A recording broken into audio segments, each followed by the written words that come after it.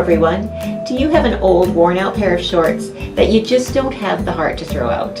Well, today I'm going to show you a fantastic way to take those shorts and use your own unique creative talents to create something beautiful that you just won't find in any store. DIY upcycling projects are incredibly popular these days because they allow you to take something like a worn out pair of shorts and make them look brand new. By using some thread lace that I've made myself, I can decorate my clothing with fanciful designs however I like. You can buy lace if you want. However, if you have an embroidery machine, making your own lace is the perfect way to further personalize your shorts. For my designs, I'm going to choose between these two threads. Deco Bob is an 80 weight cottonized polyester thread that is incredibly fine, making it a good choice for lace embroidery designs that have a lot of small details. You can also use this 50 weight cotton thread called confetti, which has a matte finish and is a good match with denim. I'm going to choose a triangular lace design to fit the cutout I'll later make in the shorts.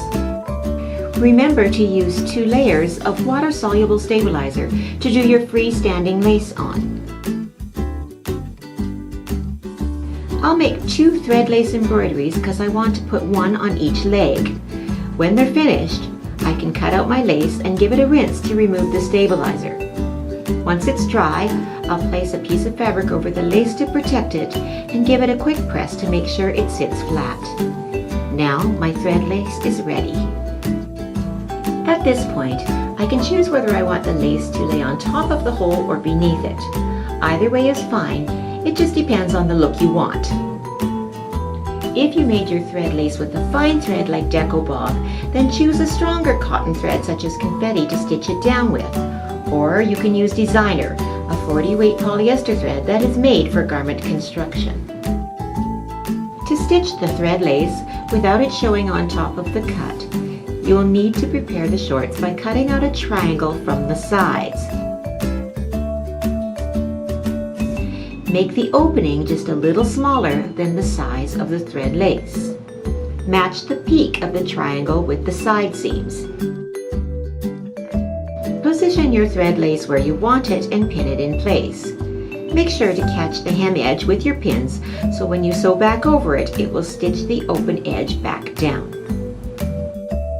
Choose a color of thread that will match the color of the lace and stitch all the way around, following an 1/8 inch seam allowance.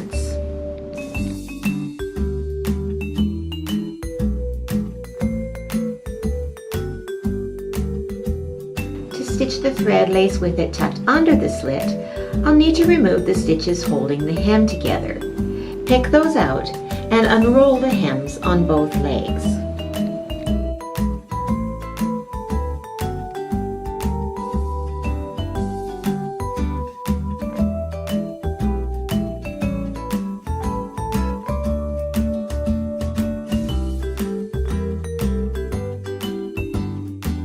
Next, I'll need to cut out a triangle a little smaller than the size of my thread lace.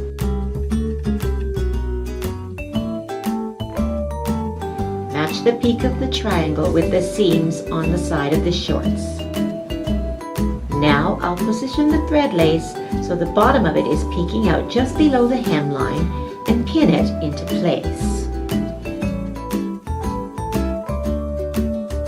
With a thread that matches the fabric, I'll start sewing from my hemline, go all the way around and end on the hemline on the other side. Don't forget to backstitch on both sides and follow an 1/8 inch seam allowance. Turn the hem back in place. I'm now going to use a heavier thread to restitch the hem. This 12 weight cotton spaghetti is perfect for replicating the original stitching on the jeans.